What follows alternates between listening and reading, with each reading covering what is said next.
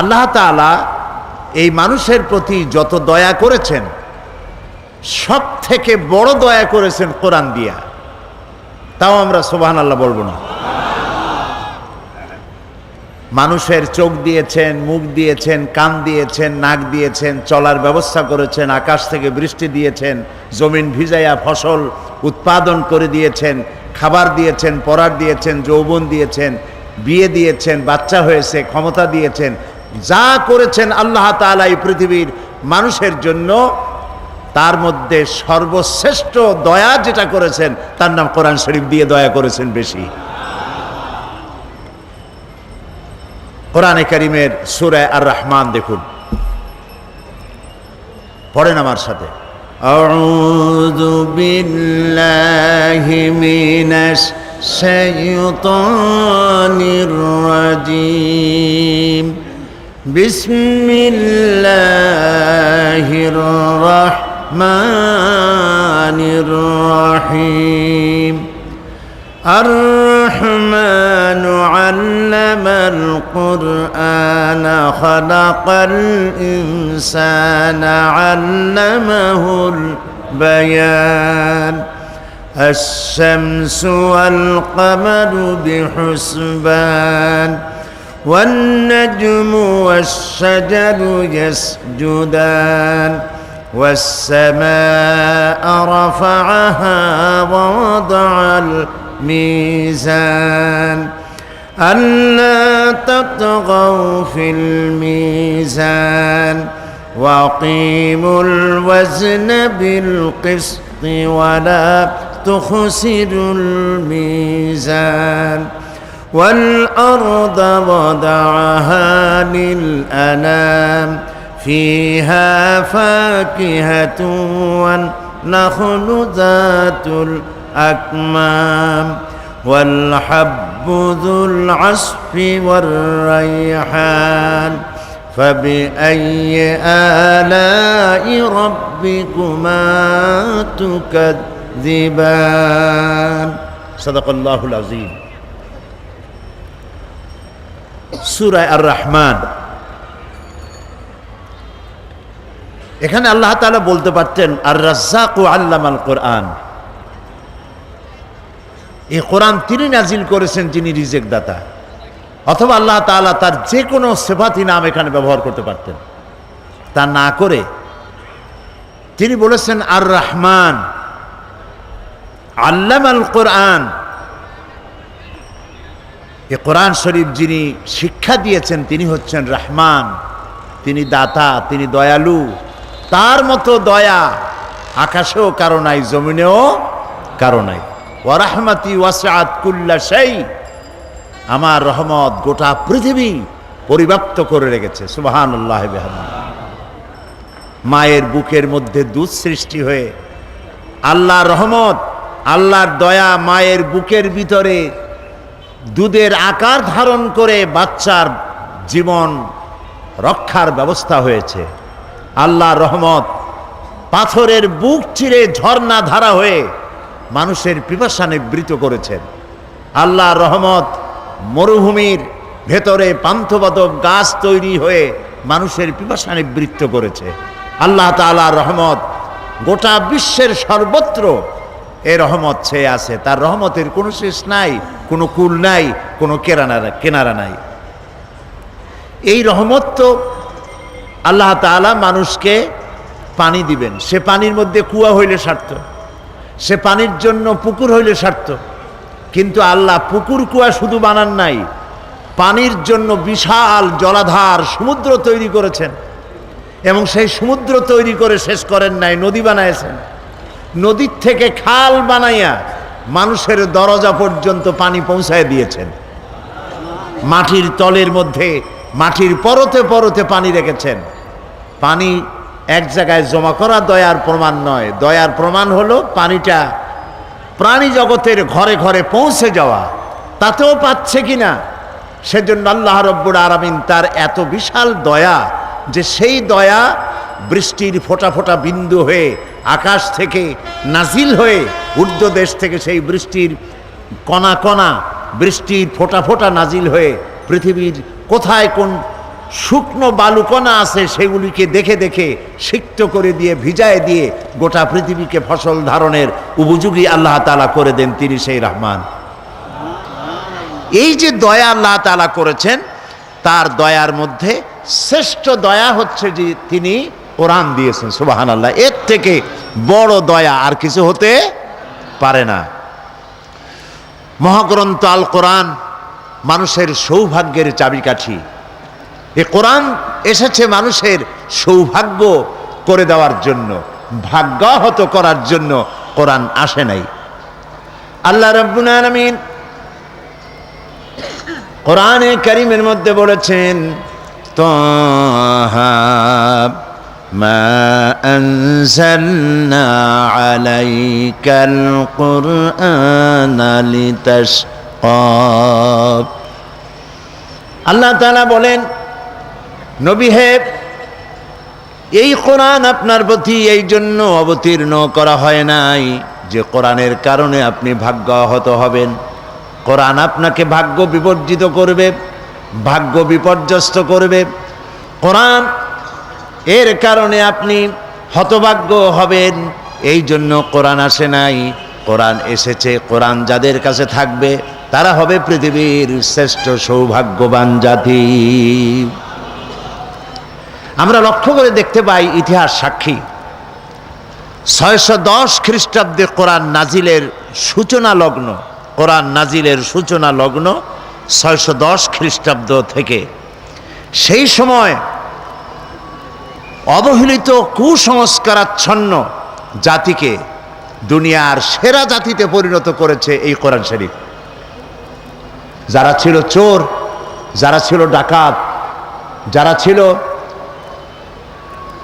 নারীর ইজ্জত সম্ভ্রম হরণকারী, তারা হয়ে গিয়েছিল নারীর সতীত্বের হেফাজতকারী, মানুষের ধন এবং সম্পদের হেফাজতকারী হয়েছিল এই কোরআনের কারণে।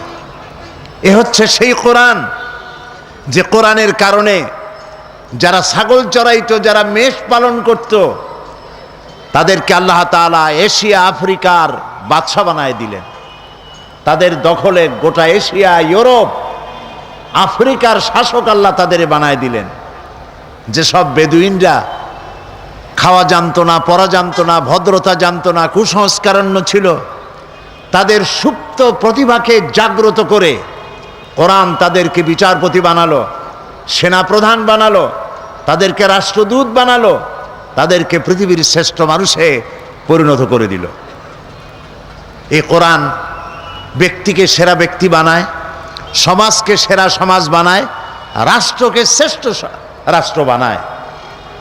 এই কোরআনই তো হযরত ওমর রাদিয়াল্লাহু তাআলা আনহুর মতো মানুষকে, যিনি রাসূলুল্লাহকে হত্যা করতে এসেছিলেন, কতটা জাহিল হলে পরে একজন মানুষ আল্লাহর নবী হত্যা করতে আসতে পারে, সেই মানুষটাকে এই কোরআন কোথায় নিয়ে গেল? নবী করিম সাল্লাল্লাহু আলাইহি ওয়াসাল্লাম তিনি বলেছেন, লা নবিয়্যা বাদি ওয়ালা রাসূলা, আমার পরে নবীও আসবে না, রসুলও আসবে না, কিন্তু আমার পরে যদি নবী কেউ হতো তাহলে অবশ্যই ওমর নবী হয়ে যেতেন। সুবহানাল্লাহি ওয়া বিহামদিহি। এই মানুষগুলিকে এই শ্রেষ্ঠ পর্যায়ে, শ্রেষ্ঠ জাতি, শ্রেষ্ঠ সমাজে পরিণত করেছিল কোরআন। এই কোরআন শুধু নেকি লাভের জন্য, তেলাওয়াতের জন্য আসে নাই, যেটা আমরা করে থাকি। আমাদের দেশে মানুষেরা কোরআনে কারীমকে শুধুমাত্র সওয়াবের নিয়তে কোরআন শরীফ খতমের প্রতিযোগিতা করে। রমজান মোবারকে ছেলে, পুত্রবধূ, নাতি পুতি সবাই মিলে কোরআন শরীফ খতমের প্রতিযোগিতা করে এবং এই নিয়ে কথাবার্তা হয় যে আমার পুত্রবধূ 3 খতম পড়েছে, আমার ছেলে 5 খতম, বউ 10 খতম, আমিও খতম দিতে দিতে নিজেও খতম। এই যে কোরআন শরীফ খতম করলো, আচ্ছা করেন, কোরআন শরীফ পড়েন, আপনি পড়তে তো, তেলাওয়াত করতে তো কোনো নিষেধ নাই, তেলাওয়াত তো করবই, কিন্তু শুধু তেলাওয়াতের জন্য তো কোরআন নাজিল হয় নাই। আমরা কি কথা বুঝতেছি? শুধু তেলাওয়াতের জন্য কোরআন নাজিল হয় নাই। কোরআন শরীফ তেলাওয়াত করতে হবে, কোরআন শরীফ বুঝতে হবে, কোরআন শরীফ আমল করতে হবে। এই জন্য কোন সাহাবীর সূরা বাকারার মতো একটা সূরা সম্পূর্ণ তেলাওয়াত করতে 2 বছর 3 বছর 4 বছর সময় লেগে গিয়েছে। কেন লেগেছে? এত দেরি হয়েছে কেন?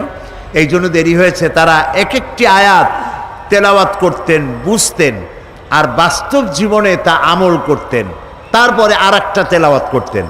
এই জন্য সাহাবায়ে কেরাম যখন জমিনের উপর থেকে হেঁটে যেতেন তখন মনে হতো যেন জীবন্ত কোরআন হেঁটে যাচ্ছে। আজকে আমাদের দেখলে কি তা মনে হয়? বলেন, আজকে আমাদের দেখলে কি তা মনে হয়? আমাদের দেখলে তা মনে হয় না।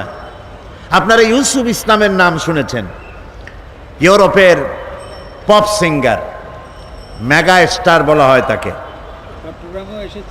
চট্টগ্রামেও আসছিলেন। ও, হযরত মাওলানা শামসুদ্দিন সাহেব বলছেন তিনি চিটাগং এসেছিলেন এবং সমাজ কল্যাণের পক্ষ থেকে তাকে সম্বর্ধনা দেওয়া হয়েছিল। তার নাম ছিল ক্যাটস স্টিভেন্স। তিনি ইসলাম কবুল করলেন, মুসলমান হয়ে গেলেন। আমি একসঙ্গে কয়েকটি প্রোগ্রাম তার সাথে আমার হয়েছে। একবার তিনি লন্ডনে এক জায়গায় বক্তৃতায় বললেন, তিনি বহু বছর আগে মুসলমান হয়েছেন এবং ইসলামের জন্য যথেষ্ট খেদমত তিনি করছেন। একদিন তিনি বক্তৃতা করতে গিয়ে বললেন যে আমি খ্রিস্টান থাকাকালীন অবস্থায় কোরআন পড়েছি, কোরআন বুঝেছি, হাদিস পড়েছি, হাদিস বুঝেছি, কোরআন হাদিস পড়ে আর বুঝে ইসলাম কবুল করেছি। কিন্তু এখন আমি চিন্তা করি যে কোরআন হাদিস পড়ার আগে, বোঝার আগে আমি যদি এই মুসলমানদেরকে দেখতাম, তাদের আচরণগুলি আমি জানতাম, তাহলে ইসলাম কবুল করা বোধহয় আমার পক্ষে সম্ভব হতো না। তাও আপনারা সুবহানাল্লাহ কইলেন নাকি? আরে ভাই, এতে তো ইন্না লিল্লাহ পড়া উচিত।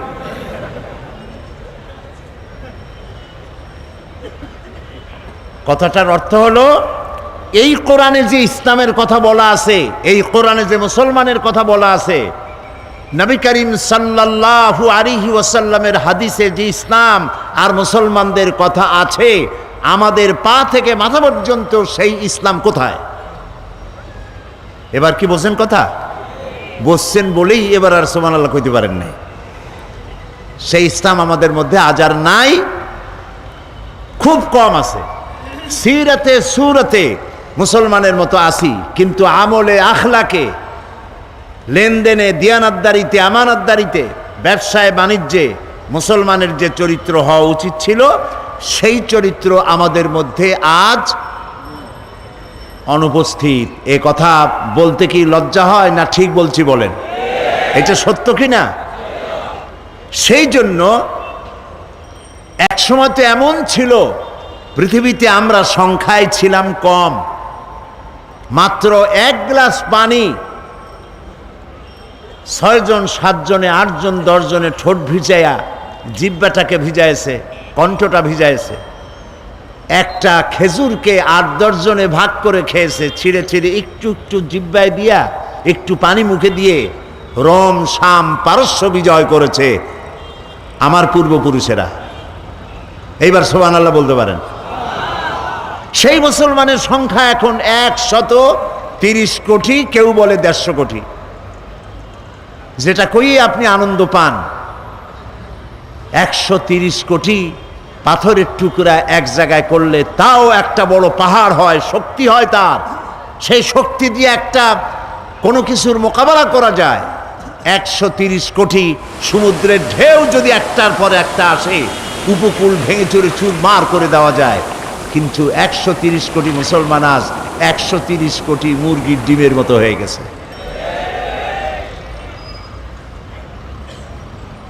বলতে আজ খুব দুঃখ হয়। এই অবস্থার জন্য আমরা দায়ী। এই অবস্থার জন্য কারা দায়ী বলেন? আমরা নিজেরাই দায়ী। প্রিয় ভাই সব, কোরআন বুঝতে হবে, বোঝার জন্যই কোরআন এসেছে। আমরা বুঝি নাই, না বুঝলে আমরা তো আমল করতে পারবো না। কথা ঠিক কিনা? কোরআন শুধু শোনার জন্য শুনেছি, তেলাওয়াতের জন্য শুনেছি, পড়েছি, কিন্তু এটাকে আমল করার জন্য চেষ্টা করি নাই। আল্লাহ এটাকে কেন নাজিল করেছিলেন? আল্লাহ রাব্বুল আলামিন কোরআনে কারীমের মধ্যে বলেছেন, ওয়াহাদা কিতাবুন আনজালনাহু মুবারাকুন ফাত্তাবিউহু واتقوا لعلكم তুরহামুন। এটি হচ্ছে এক মহা পবিত্র কিতাব, বিশ্ববাসীর জন্য আশীর্বাদ স্বরূপ। সুবহানাল্লাহ বলেন। বিশ্ববাসীর জন্য কি আশীর্বাদ স্বরূপ। ফাত্তাবিউহু ওয়াত্তাকু, এই কোরআনকে অনুসরণ করো এবং এর নির্দেশকে অমান্য করার শাস্তি থেকে সতর্ক হয়ে যাও। এতে যে নির্দেশগুলি আছে সেই নির্দেশগুলি যদি অমান্য করো তাহলে অমান্যকারীকে প্রচণ্ড রকম শাস্তি দেওয়ার ক্ষমতা তার আছে যিনি কোরআন অবতীর্ণ করেছেন। সুবহানাল্লাহ। তাহলে কোরআন আসছে কি জন্য বলেন? অনুসরণ করার জন্য, বোঝার জন্য আর অনুসরণ করার জন্য। কোরআন না বুঝলে থাকবেন অন্ধকারে, আর যদি বুঝতে পারেন, আমল করতে পারেন, তাহলে আসবেন কিসের মধ্যে? আলোর মধ্যে। দেখুন আল্লাহ কি বলছে। আল্লাহ রাব্বুল আলামিন সূরা ইব্রাহিমের মধ্যে বলছেন, কিতাবুন আনজালনাহু ইলাইকা লিতুখরিজান নাসা মিনাজ যুলুমাতি ইলান নূর।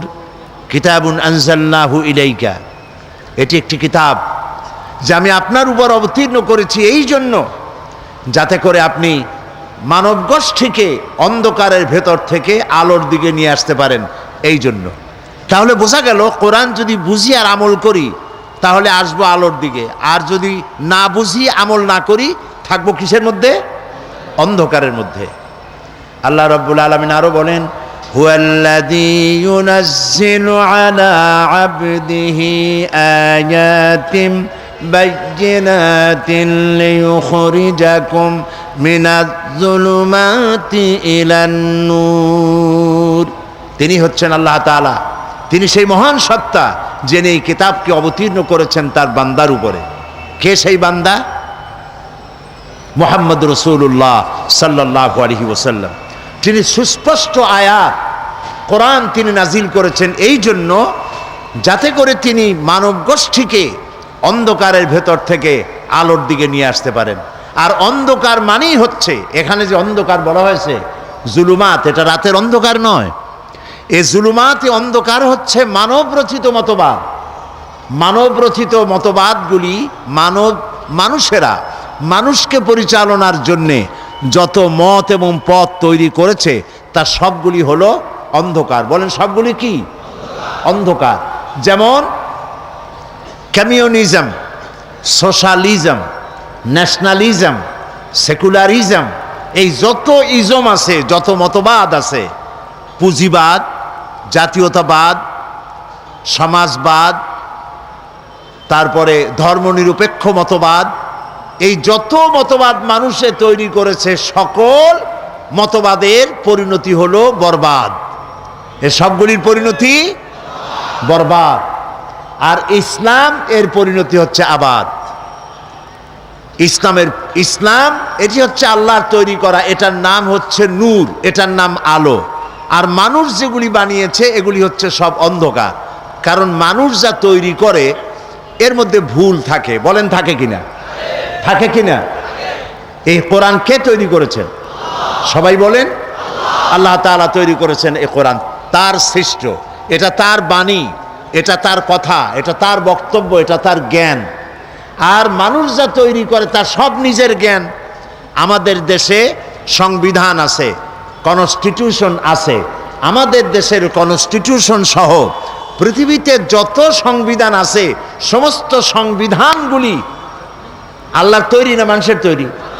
সবাই বলেন মানুষের তৈরি। আর মানুষের তৈরি বলেই প্রত্যেক বছর এতে অ্যামেন্ডমেন্ট করতে হয়, সংযোজন, বিয়োজন, সংশোধন, পরিবর্ধন এগুলি করা লাগে। ঠিক কিনা বলেন? আমাদের দেশের সংবিধানে করা লাগে নাই নাকি? লাগছে কিনা? সব দেশে লাগে, শুধু আমার দেশে না, সব দেশে লাগে। এবার বলেন তো কোরআন শরীফের মধ্যে কোরআনের বয়স কত? 1400 বছর বা 1500 বছর আপনি বলতে পারেন। প্রায় 1500 বছর এই কোরআনে কারিমের বয়স আল্লাহ রাব্বুল আলামিন একে নাজিল করেছেন ১৫০০ বছরের ভিতরে। মানব গোষ্ঠীর মধ্যে এমন একজন মানুষ দেখা যায় না, এমন একজন মানুষের কথা শোনা যায় নাই যিনি বলতে পেরেছেন যে কোরআনের এই আইন বর্তমান যুগে অচল। পাশে কেউ বলতে কোরআনের ভিতর কোনো পরিবর্তন আসে নাই, ভবিষ্যতে আসতে পারে না, কি বলেন? ভবিষ্যতে আসতে পারে না, কারণ এটি হচ্ছে আল্লাহ তাআলার বক্তব্য, আল্লাহ তাআলার কোরআন। এই জন্য মানুষ যেন কোরআন নিয়ে চিন্তা করে, কোরআন নিয়ে ভাবনা করে, এজন্য কোরআনের মধ্যে আল্লাহ পাক বারবার বলেছেন। আল্লাহ রাব্বুল আলামিন কোরআনে কারীমের মধ্যে বলেছেন, আফালা ইয়াতাদাব্বারুনাল কুরআনা ওয়ালাউ কানা মিন ইনদি গায়রিল্লাহি লাওয়াজাদু ফীহি ইখতিলাফান কাসীরা। আফালা ইয়াতাদাব্বারুনাল কুরআন, এরা কি কোরআন নিয়ে চিন্তা ভাবনা করে না? কোরআন নিয়ে কোনো গবেষণা করে না? ওয়ালাউ কানা মিন ইনদি গায়রিল্লাহ, যদি এটা আল্লাহ ছাড়া অন্য কারো কাছ থেকে আসতো, লাওয়াজাদু ফীহি ইখতিলাফান কাসীরা, তাহলে এর মধ্যে তোমরা অনেক অসঙ্গতিপূর্ণ বক্তব্য পেতে, একটার সাথে আরেকটার কথার মিল হতো না। কিন্তু কোরআনের মধ্যে প্রত্যেকটি বক্তব্যের সামঞ্জস্যপূর্ণ, সঙ্গতিপূর্ণ, কোনো অসঙ্গতি কোরআনের মধ্যে নাই। তোমরা কি এগুলি চিন্তা করো না, বিবেচনা করো না? তোমাদের কি আকল নাই, জ্ঞান নাই? আফালা তুবসিরুন, আফালা তাসমাউন, আফালা তাকিলুন, তোমরা কি দেখতে পাও না? তোমরা কি শুনতে পাও না? তোমাদের কি জ্ঞান নাই, আকল নাই? আল্লাহ তাআলা বারবার বলছেন এটা দেখো, কোরআন সম্পর্কে চিন্তা করো, ভাবনা করো, গবেষণা করো। কোরআন শরীফের মধ্যে আল্লাহ তাআলা বলছেন, কিতাবুন আনজালনাহু ইলাইকা মুবারাকুন লিয়াদাব্বারু আয়াতিহি ওয়া লিয়াতাযাক্কারা উলুল আলবাব। এটি একটি কিতাব, আমি একে নাজিল করেছি, এটাকে আমি অবতীর্ণ করেছি, এটি একটি আশীর্বাদ, এটি একটি রহমত গোটা বিশ্ববাসীর জন্য। এই আয়াতগুলি সম্পর্কে তোমাদের চিন্তা ভাবনা করা উচিত, গবেষণা করা উচিত। আল্লাহ রাব্বুল আলামিন বলেন, আফালা ইয়াতাদাব্বারুনাল কুরআনা আম আলা কুলুবিন আকফালুহা, তারা কি এই কোরআন নিয়ে কোনো চিন্তা ভাবনা করে না, নাকি তাদের কলবের মধ্যে তালা লেগে গেছে? তাদের অন্তঃকরণ কি তালা লেগে গেছে? তারা কোরআন নিয়ে চিন্তা ভাবনা করে না কেন? আল্লাহ তাআলা কোরআন নিয়ে গবেষণা করার জন্য বলেছেন, চিন্তা ভাবনা করো, গবেষণা করো, কি নিয়ামত আল্লাহ তাআলা তোমাদেরকে দান করেছেন। আমি শুরুতেই বলেছি, এ কোরআন নাজিল করেছেন যিনি, তিনি হচ্ছেন রহমান। নিজের এই নামটি তিনি ব্যবহার করেছেন, এই কারণে বিশ্ববাসীর জন্য, মানব গোষ্ঠীর জন্য আল্লাহ যত দয়া করেছেন, কোরআন নাজিল করে সর্বশ্রেষ্ঠ দয়ার প্রমাণ দিয়েছেন তিনি, সুবহানাল্লাহ। এই জন্য মন মস্তিষ্ক, যারা মন মস্তিষ্ক কাজে লাগায় না, তারা বুঝবে কি করে?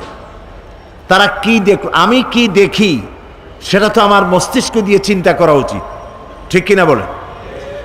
এরপরে কান কি শুনলো সে সম্পর্কে এরা খবর রাখে না, কি দেখলো তা চিন্তা করে না, কি শুনলো তা চিন্তা করে না, তার শরীরে কিসের স্পর্শ করলো তাও সে বুঝতে পারলো না। তার মানে হলো তার মগজকে সে কাজে লাগাচ্ছে না।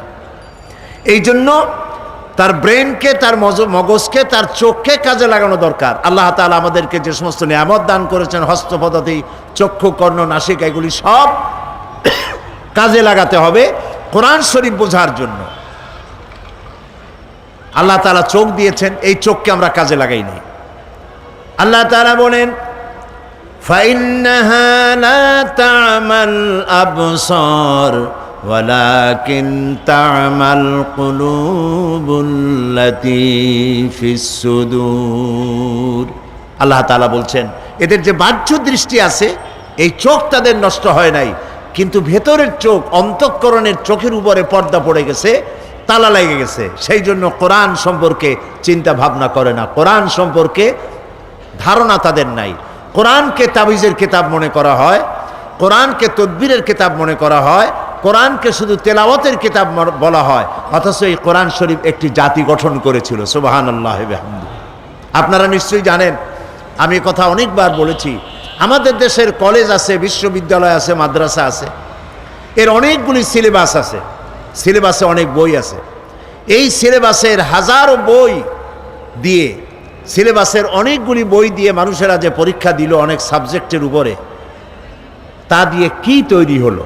কলেজ বিশ্ববিদ্যালয়গুলি আমাদেরকে কি উপহার দিল? এবার দেখেন, নবী করিম সাল্লাল্লাহু আলাইহি ওয়াসাল্লাম তারও একটা বিশ্ববিদ্যালয় ছিল। আমি আমার ভাষায় বলি, সেই বিশ্ববিদ্যালয়ের নাম হলো আল হেরা ইউনিভার্সিটি। সেই আল হেরা ইউনিভার্সিটির চ্যান্সেলর যদি হন আল্লাহ রাব্বুল আলামিন, তাহলে এর ভাইস চ্যান্সেলর ছিলেন মুহাম্মদুর রাসূলুল্লাহ সাল্লাল্লাহু আলাইহি ওয়াসাল্লাম। আর ছাত্র দেখেন, এই বিশ্ববিদ্যালয় থেকে ছাত্র তৈরি হলেন আবু বকর, ওমর, ওসমান, আলী, আবু ওবায়দা ইবনুল জাররাহ, জুবাইর ইবনুল আওয়াম, আব্দুর রহমান বিন আউফ, আবু মুসা আশআরী রিদওয়ানুল্লাহ তাআলা আলাইহিম আজমাইন। এই যে লোক তৈরি হলো, তামাম পৃথিবীর সমস্ত বিশ্ববিদ্যালয়গুলি একত্রিত হয়ে যদি প্রচেষ্টা করে, একজন ওমর তারা কি বানাতে পারবে? একজন ওমর বানানো কি সম্ভব? কখনো সম্ভব না, যেহেতু এটা আল্লাহর কালাম দিয়ে তৈরি হয়েছিল। আর এখন সেই আল্লাহর কালাম থেকে আমরা মানুষকে না নিজেরা বুঝতেছি, না নিজেরা এটাকে আমল করতেছি। এই জন্য অর্থ না বুঝে কোরআন পড়ার সওয়াব হতে পারে, কিন্তু যেই জন্য নাজিল হয়েছে সেই পারপাস সার্ভ হবে না। এটা আপনাদের বুঝে আসতেছে কিনা? বুঝতে পারতেছেন আপনারা? যেমন ডাক্তার কোনো প্রেসক্রিপশন যদি দেয়, আর প্রেসক্রিপশন যদি মানুষের তেলাওয়াত করে, সকাল বিকাল পড়ে, আর এই প্রেসক্রিপশন যদি পানিতে ভিজায় খায় অথবা তাবিজ বানায় গলায় লাগায়, তাহলে আপনারাই বলেন রুগীর রোগ কি ভালো হবে? বলেন সবাই, ভালো হবে? ভালো হবে না। আর যে এইটা করবে তাকে আমরা কি বলবো? পাগল বলবো। এই কোরআন শরীফ শুধু তেলাওয়াত করলে অক্ষরে অক্ষরে 10 করে নেকি রাখা হয়েছে কি জন্যে? যাতে করে আপনি এটাকে পড়েন এবং বুঝেন। প্রত্যেক অক্ষরে 10 করে নেকি, কোনো সন্দেহ নাই। এবং একথাও আমি বলতে চাই না যে আপনার সওয়াব হবে না, সওয়াব হবে, কিন্তু যে উদ্দেশ্যে নাজিল হয়েছে সেই উদ্দেশ্য সফল হবে না। কোরআন শরীফ নাজিল হয়েছিল সমাজ বিপ্লবের জন্য, সমাজের মধ্যে পরিবর্তন আনয়ন করার জন্য। এই কোরআনের মধ্যে আল্লাহ সব বলেছেন। আল্লাহ তাআলা বলছেন যে আর রহমান আল্লামাল কোরআন, তিনি দয়াবান, শিখালেন কোরআন, শিখালেন কহিতে মধুর জবান। এই যে আল্লাহ তাআলা দয়া করেছেন বান্দার প্রতি, মানব গোষ্ঠীর প্রতি, সর্বশ্রেষ্ঠ দয়া হলো যে তিনি কোরআন শিক্ষা দিয়েছেন মানুষকে। আর সেই কোরআন যদি আমি বুঝতে না পারলাম, আমল করতে না পারলাম, এইখানে 25 বছর কেন, যদি এখানে 100 বছরও তাফসীর করা হয়, আর যদি তা আমরা আমল না করি ব্যক্তিতে, পরিবারে, সমাজে, তাহলে এই কোরআন শোনায় তেমন কোনো ফায়দা হবে বলে মনে করার কোনো যুক্তিসঙ্গত কারণ নাই। কথা বুঝে আসছে? তাহলে কোরআন শরীফ তেলাওয়াত করব, বুঝবো। যদি না বুঝি তাহলে অবস্থাটা কি? আল্লাহ রাব্বুল আলামিন বলেন, وَمَثَلُ الَّذِينَ كَفَرُوا كَمَثَلِ الَّذِي يَنْعِقُ بِمَا لَا يَسْمَعُ إِلَّا دُعَاءً وَنِدَاءً سُمٌّ بُكْمٌ عُمْيٌ فَهُمْ لَا يَعْقِلُونَ। যারা আল্লাহর কিতাব অনুযায়ী চলতে অস্বীকার করে, তাদের অবস্থা হচ্ছে সেই সব রাখালের মতো যে পশুদেরকে রাখাল ডাকে, আর পশুরা রাখালের আওয়াজ শোনে কিন্তু রাখাল কি বলে তা বোঝে না।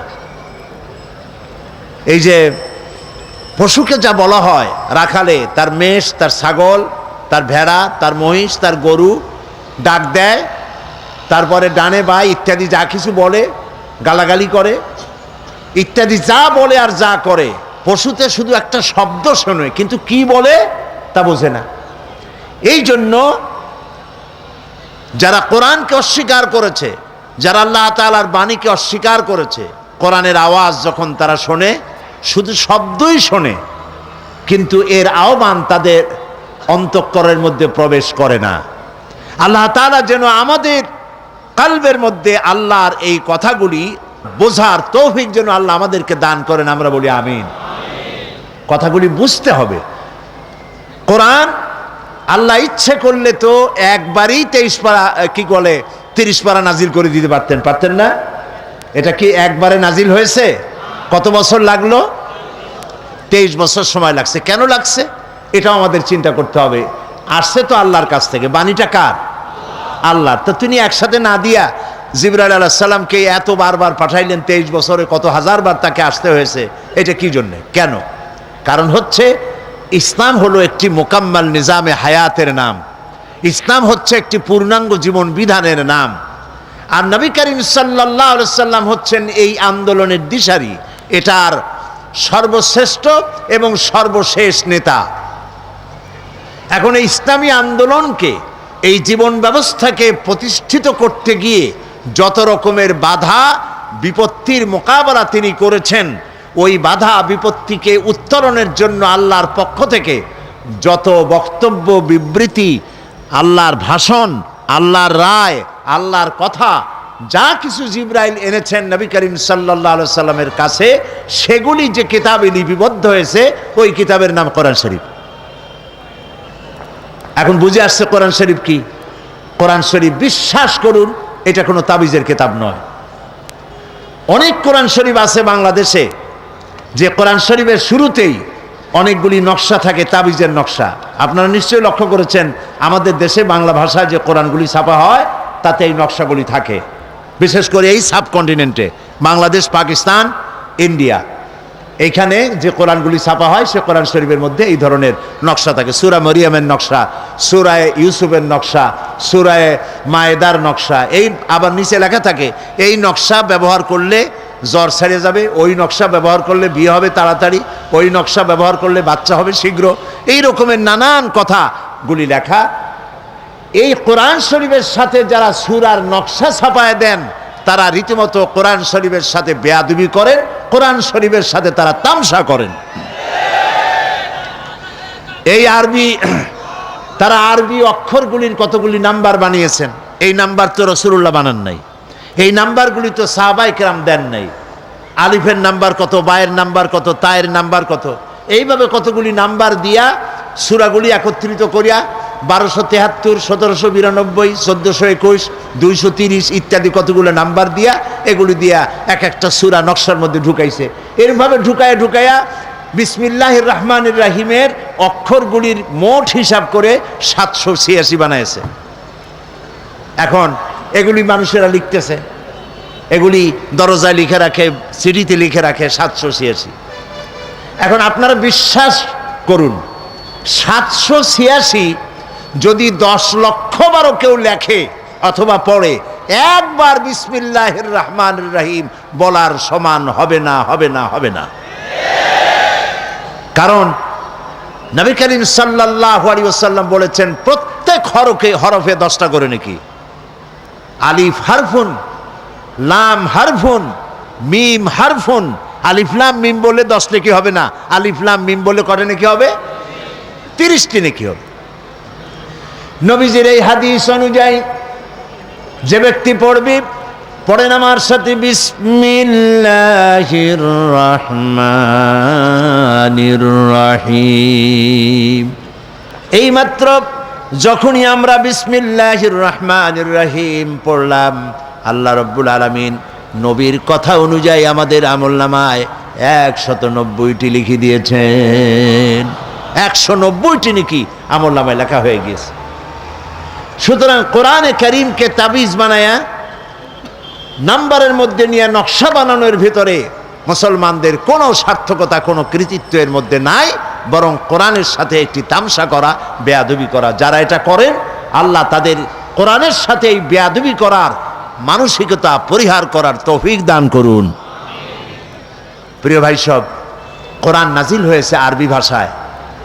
কেউ কেউ বলতে পারেন যে কোরআন আমরা বুঝি না। ভাই কেন বোঝেন না? বুঝি না এই কারণে যেহেতু কোরআন আমার মাতৃভাষা নয়। জবাব দিতে পারেন, কিন্তু এই জবাব কি কিয়ামতে ধোবে টিকবে? যদি ফেরেশতা জিজ্ঞেস করে কোরআন বুঝেছো, বলে না কোরআন বুঝি নাই। কেন বুঝো নাই? যেহেতু এটা আরবি ভাষা তাই বুঝি না, ওটা আমার মাদার ল্যাঙ্গুয়েজ না, এই জন্য বুঝি নাই। ফেরেশতা যদি পাল্টা প্রশ্ন করে যে তুমি তো ইংরেজি খুব ফটর ফটর করতে পারতা, তো আরবি যদি তোমার মাদার ল্যাঙ্গুয়েজ না হয় তাহলে ইংরেজি তোমার কোন দেশি ফাদার ল্যাঙ্গুয়েজ কও সেটা আগে, এটা তুমি বুঝলা কেমনে? তার মানে হচ্ছে আমরা চেষ্টা করি নাই। কোরআন আল্লাহ তাআলা আরবিতে নাজিল করেছেন এই জন্য যাতে আমাদের বুঝতে সহজ হয়। সুবহানাল্লাহ বলবেন। আল্লাহ তাআলা বলছেন ইন্না আনজালনাহু কুরআনান আরাবিয়্যান লাআল্লাকুম তা'কিলুন। নিঃসন্দেহে এ কোরআনকে আমি আরবি ভাষায় নাজিল করেছি এই জন্য যাতে করে তোমাদের বোধগম্য হয়, যাতে করে তোমরা বুঝতে পারো। তারপরে বোঝার জন্য সহজ করেছি, মুখস্থ করার জন্য সহজ করেছি, তেলাওয়াতও সহজ করে দিয়েছি। লক্ষ্য করবেন পৃথিবীতে তোতলাপন মানুষ আছে যাদের কথা বলতে গিয়ে কথা বাঁধে, আছে না? চট্টগ্রামে এরকম সব দেশে আছে, সব ভাষাই আছে, কথা বলতে গেলে বাঁধে। এই কথা বলতে গেলে যাদের বাঁধে তাদেরকে কোরআন শরীফ পড়তে দেন, দেখেন বাঁধে নাকি কোনো জায়গায়? সুবহানাল্লাহ বলবেন না এবার? সুবহানাল্লাহ। এই জন্য আমি দৃষ্টান্ত দিতে গিয়ে বলি যে আরব দেশে যারা আরবিতে কথা বলে তাদের কথাও বিভিন্ন রকমের উচ্চারণের ব্যতিক্রম আছে। যেমন সৌদি আরবিয়ায় তারা সা উচ্চারণ করে তা দিয়া, কাফ উচ্চারণ করে গাইন দিয়ে।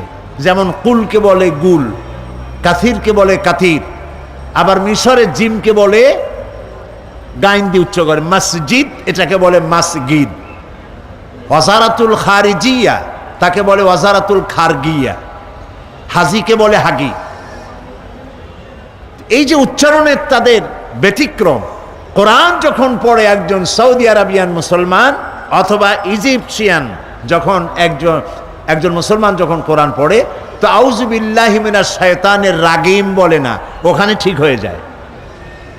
আবার যখন সৌদি আরবিয়ার কেউ কুল হু আল্লাহ পড়ে সেখানে সে গুল হু আল্লাহ পড়ে না।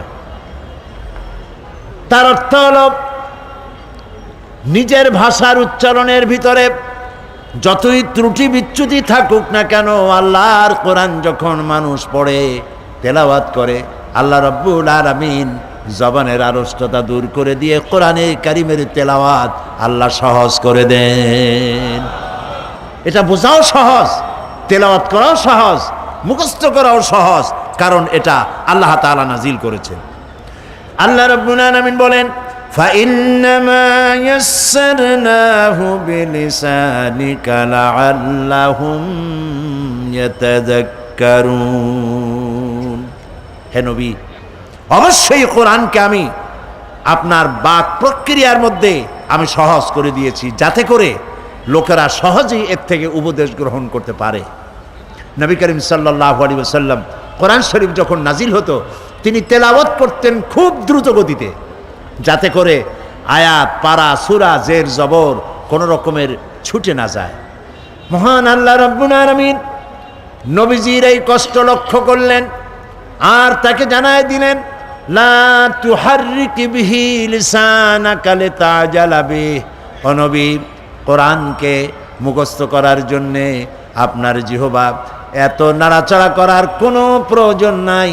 জিবরাইল যখন আপনার প্রতি কোরআন অবতীর্ণ করে, আমার জিবরাইলের সাথে একবার মাত্র আপনি কোরআনে কারীম তেলাওয়াত করবেন, আপনার সিনার ভিতরে গোটা কোরআন শরীফ মুখস্থ করায় দেওয়ার মালিক আমি আল্লাহ। আমি আপনাকে মুখস্থ করায় দেব, আপনাকে তেলাওয়াত করার তৌফিক দিব, এ কোরআন আপনাকে বোঝার তৌফিক দান করে দেব। মানুষকে যেন আপনি তেলাওয়াত করে বুঝাইতে পারেন সে তৌফিকও আমি আল্লাহ আপনাকে দান করে দেব। প্রিয় ভাই সব, এই কোরআন হচ্ছে মানবতার মুক্তি সনদ। আমরা এই পৃথিবীতে দুইটা জিনিস আমরা চাই, মানুষ যত যাই চাও, দুইটা হলো মেইন, দুটা প্রধান। একটা হচ্ছে এই পৃথিবীতে চাই শান্তি। পৃথিবীতে কি চাই? আর আখিরাতে জাহান্নাম থেকে চাই মুক্তি। পৃথিবীতে যদি আমরা শান্তি চাই তাহলে কোরআনের ব্যবস্থা ছাড়া শান্তি আমরা পাবো না, কোরআনের আইন ছাড়া শান্তি পাবো না। আপনি সন্ত্রাস দূর করবেন? সন্ত্রাস দূর করতে চান? চাঁদাবাজ, মাস্তান, হাইজাকার বন্ধ করতে চান? পারবেন না বন্ধ করতে, 100% বন্ধ করতে পারবেন না। কাঙ্ক্ষিত মানেও পৌঁছাতে পারবেন না যতক্ষণ পর্যন্ত কোরআনের আইন চালু না করেন। কেবলমাত্র কোরআনের আইন দিয়েই এটা বন্ধ হতে পারে। কোরআন হচ্ছে জীবনযাপনের নির্ভুল ব্যবস্থা। পৃথিবীর সব মতবাদে ভুল, এই কোরআন হচ্ছে 3 সেট জন্য বললেন মাত্র। পৃথিবীর সমস্ত জীবন ব্যবস্থা মানুষের চলার জন্য যা বানানো হয়েছে সব ভুল, একমাত্র কোরআন জোরে বলেন নির্ভুল কিতাব একমাত্র এই কোরআন। কোরআন দিয়ে যদি সমাজ গড়ি, কোরআন দিয়ে যদি ব্যক্তি গড়ি, কোরআন দিয়ে যদি রাষ্ট্র গড়ি, তবেই কাঙ্ক্ষিত শান্তি আসবে, নইলে শান্তি আসবে না। মানুষের ভালো মন্দের মাপকাঠি এটা, কল্যাণ অকল্যাণ, মঙ্গল অমঙ্গল সবকিছু এইটার মধ্যে নির্ভর করে। আল্লাহ তাআলা বলছে তাবারাকাল্লাযী নাযালাল ফুরকানা আলা আবদিহি লিয়াকুনা লিল আলামিনা নাযীরা। অতীব বরকতপূর্ণ সেই মহান আল্লাহ যিনি তার বান্দার কাছে ফুরকান নাজিল করেছে। আল ফারকু বাইনাল হাক্কি ওয়াল বাতিল, হে কোরআন হচ্ছে সেই ফুরকান যা হক আর বাতিলের মধ্যে পার্থক্য সূচিত করে, মিথ্যা সত্য আর মিথ্যা, কল্যাণ আর অকল্যাণ, মঙ্গল আর অমঙ্গলের মধ্যে পার্থক্য সৃষ্টি করে সঠিক পথের দিশা দেয় যে কিতাব, তার নাম হচ্ছে কোরআন শরীফ। সেই কোরআনের সাথে আমাদের ব্যবহারটা কি? এই কোরআনের সাথে আমাদের ব্যবহার সম্পর্কে মাহিরুল কাদেরী একটা সুন্দর কবিতা তিনি লিখেছেন। মাহিরুল কাদেরী, কোরআনের সাথে, যে কোরআন আমার জীবন, আমার সম্পদ, আমার ঈমান, আমার রক্ত, আমার রূহ, আমার জীবন, আমার স্বাধীনতা, আমার সার্বভৌমত্ব, আমার ইজ্জতের প্রতীক যে কোরআন, সেই কোরআনের সাথে আমাদের ব্যবহারটা কি? মাহিরুল কাদেরী তিনি লিখছেন ताक़ू में सजाया जाता हूँ, आँखों से लगाया जाता हूँ, ताबीज़ बनाया जाता हो, धो धो के पिलाया जाता हो। কোরআন বলছে, কোরআনের ভাষায়, কোরআনের হয়ে কবি বলতেছেন আমার সম্মান দেখো, আমাকে তাকের উপরে রাখা হয়। কোরআন কেউ নিচে রাখে? কোথায় রাখে? তাকের উপরে, আলমারির উপরে সুন্দর করে রাখে, তারপরে ধরিয়া চোখে লাগায় এরকম, এরপরে চোখে লাগায়, চুমা খায়, তাবিজ বানায়া গলায় ঝুলায়, ধুয়ে ধুয়ে পানি খায়।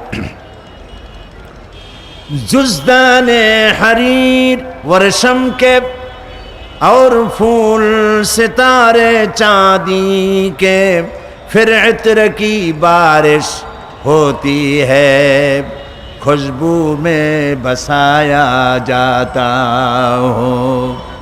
রেশমের কাপড়ে আমারে জড়ায় রাখে, ফুল এবং চাঁদি দিয়ে আমার উপরে ছড়িয়ে দেওয়া হয়, আতরের বৃষ্টি বর্ষণ করা হয়।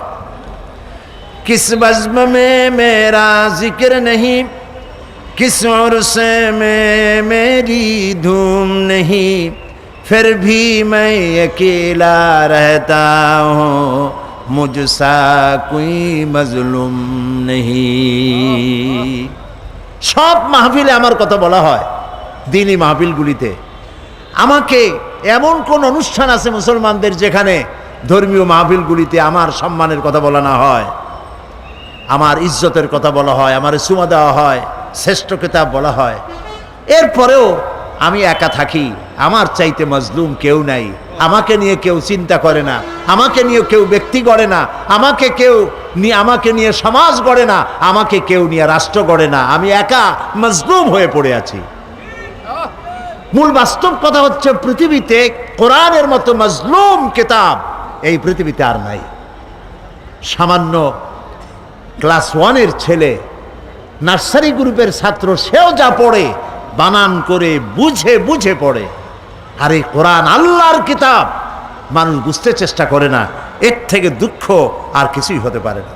প্রিয় ভাই সব, এই জন্য আমাদের প্রয়োজন হচ্ছে কোরআন বোঝা, কোরআনের উপরে চিন্তা করা, কোরআনের উপরে আমল করা। আল্লাহ রাব্বুল আলামিন বলেন, কুল বিফাদলিল্লাহি ওয়া বিরাহমাতিহি ফাবিযালিকা ফালইফরাহু হুয়া খায়রুম মিম্মা ইয়াজমাউন। কুল বিফাদলিল্লাহি ওয়া বিরাহমাতিহি, হে নবী আপনি বলুন। শুনতেছেন আপনারা? আল্লাহ তাআলা বলছেন, নবী আপনি বলেন, বিফাদলিল্লাহি ওয়া বিরাহমাতিহি, ও পৃথিবীর মানুষেরা, তোমাদের উপরে আল্লাহর করুণা, আল্লাহর রহমত হচ্ছে এই যে কোরআনের মতো একখানা কিতাব আল্লাহ তোমাদেরকে দান করেছেন। সুবহানাল্লাহ বলেন। ফাবিযালিকা ফালইফরাহু, কোরআনের মতো কিতাব পাইছো, আনন্দ করো। কে বলতেছেন? বলেন। কোরআনের মতো কিতাব পেয়েছো, আনন্দ করো। হুয়া খায়রুম মিম্মা ইয়াজমাউন, এ পৃথিবীর সব মানুষ যা কিছু অ্যাচিভ করেছে, এ পৃথিবীর মানুষ যা কিছু অর্জন করেছে, কোরআন তার থেকে শ্রেয়। সুবহানাল্লাহ বলতে পারেন নাই? পারেন নাই এই কারণে যেহেতু বোঝেন নাই। লক্ষ্য করেন আল্লাহ কি বলছেন, হুয়া খায়রুম মিম্মা ইয়াজমাউন। পৃথিবীর সব মানুষ যা অ্যাচিভ করেছে, যা অর্জন করেছে, কি অ্যাচিভ করেছে? পৃথিবীর মানুষেরা সোনা পেয়েছে, সোনার খনি, রূপার খনি, হীরার খনি। মানুষ এসব খনিজ দ্রব্য পেয়েছে, ক্ষমতা পেয়েছে, ইন্ডাস্ট্রিয়ালিস্ট হয়েছে, শিল্প কলকারখানার মালিক হয়েছে। গোটা পৃথিবীর মানুষ জাগতিক সম্পদ বলতে যা আছে, যা কিছু পৃথিবীর সব মানুষ অর্জন করেছে, তার মোকাবেলায় কোরআন শ্রেষ্ঠ। এর থেকে উত্তম আর পৃথিবীতে কিছু নাই। সর্বশ্রেষ্ঠ হচ্ছে কোরআন। প্রিয় ভাই সব, সেজন্য আল্লাহ বলছেন আনন্দ করো। এই আনন্দ আমরা করে থাকি। এই ডিসেম্বর মাসের, এটা কি মাস যাচ্ছে? এই ডিসেম্বরের 16 তারিখে আমরা আনন্দ একটা করছি, করি নাই? ওটা কি আনন্দ কন্ত? বিজয়ের আনন্দ। পৃথিবীর প্রত্যেকটি দেশ তাদের স্বাধীনতার আনন্দ করে, আমরাও একটি স্বাধীনতার আনন্দ করি। তবে আমাদের দেশের মানুষের 2 বার স্বাধীনতা অর্জনের অভিজ্ঞতা আছে। একবার ব্রিটিশ থেকে, আর একবার পাকিস্তানের শোষণ নির্যাতন থেকে।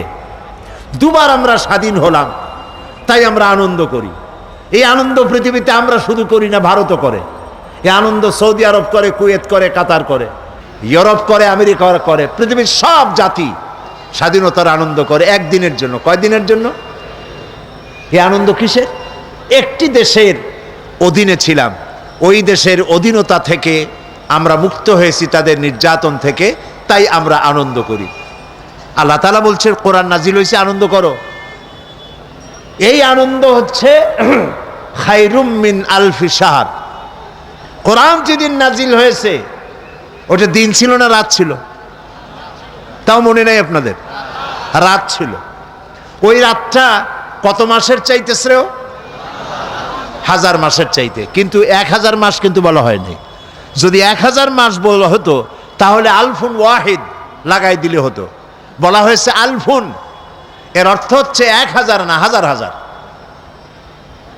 আল্লাহ রাব্বুল আলামিন বলতে চান, এই পৃথিবীর মানবতার কল্যাণের জন্য হাজার হাজার মাস ধরে মানুষের যে কল্যাণ সাধিত হয় নাই, কোরআন যেদিন নাজিল হলো সেই রাতটা মানবতার সেই কল্যাণ সাধিত হয়েছে। এখন কোরআনের মতো একখানা কিতাব পেয়েছো, তাই আনন্দ একদিন করলে হবে না। কোরআনের মতো কিতাব পেয়েছো, স্বাধীনতা অর্জন করেছো, এক দেশের গোলামি থেকে মুক্তি পাইছো। আর কোরআন নাজিল হওয়ার কারণে মানুষের গোলামি থেকে মুক্ত হয়েছো। অর্থনৈতিক গোলামি, আধ্যাত্মিক গোলামি, মানুষের নির্যাতন, নিপীড়ন, কৃতদাস বৃত্তি, নারীর গোলামি, নারীদের স্বাধীনতা, অধিকার হরণ ইত্যাদি থেকে গোটা পৃথিবীবাসী মানুষের দাসত্ব থেকে মুক্ত হয়ে এক আল্লাহর গোলামে পরিণত করেছে কোরআন। তাই কোরআন যে স্বাধীনতা দিয়েছে মানুষকে, সেই স্বাধীনতার জন্য তোমাদেরকে একদিন আনন্দ করলে হবে না, 1 মাস রোজা রেখে আনন্দ করো। এটা কোরআন শরীফ যেটা আল্লাহ তাআলা নাজিল করেছেন। স্বাধীনতার আনন্দ কি আর পরাধীনতার গ্লানি কি, ইরাকে গিয়ে জিজ্ঞেস করে আসেন। আজকে প্যালেস্টাইনি মুসলমানদের কাছে জিজ্ঞেস করে আসেন, স্বাধীনতার মজা কি আর পরাধীনতার গোলামি কারে বলে। প্রিয় ভাই সব, এই কোরআন যদি আমল করতাম, কোরআন যদি বুঝতাম, কোরআন মেনে যদি জীবন চালাতাম, পৃথিবীতে কাশ্মীরে যদি দুরবস্থা ঘটছে, আফগানে যা ঘটলো, প্যালেস্টাইনে যা ঘটলো, ইরাকে যা ঘটছে, এই দৃশ্য আমাদের চোখে দেখা লাগতো না যদি কোরআন বুঝতাম, আমল করতাম। আমরা এর মোকাবেলা করব ইনশাআল্লাহ। আমরা মোকাবেলা করব কোরআন এবং হাদিস বর্ণিত চরিত্র দিয়ে, জ্ঞান আর বিজ্ঞান দিয়ে আমাদের নিজেদেরকে শানিত করে ইসলামী আদর্শ দিয়ে আমরা এর মোকাবেলা করব ইনশাআল্লাহ। এবং সে মোকাবেলায় মুসলমানরাই জিতবে ইনশাআল্লাহ। প্রিয় ভাই সব, আল্লাহ তাআলা যে কথাগুলি আজকে বললাম কোরআন থেকে, সূরা আর রহমান থেকে, এ কথাগুলি আল্লাহ তাআলা আমাদের বোঝার আর আমল করার তৌফিক দান করুন। কোরআন পড়ার, বোঝার এবং এই অনুযায়ী জীবন গড়ার তৌফিক যেন আল্লাহ আমাদের দেন, আমরা বলি আমিন। মোনাজাতের জন্য দাঁড়ানো ভাইয়েরা বসুন, যারা দাঁড়ানো আছেন মেহেরবানি করে বসেন, আমরা মোনাজাত করব। আল্লাহুম্মা আমিন। রব্বানা যালামনা আনফুসানা ওয়া ইন লাম তাগফির লানা ওয়া তারহামনা লানাকুনান্না মিনাল খাসিরিন।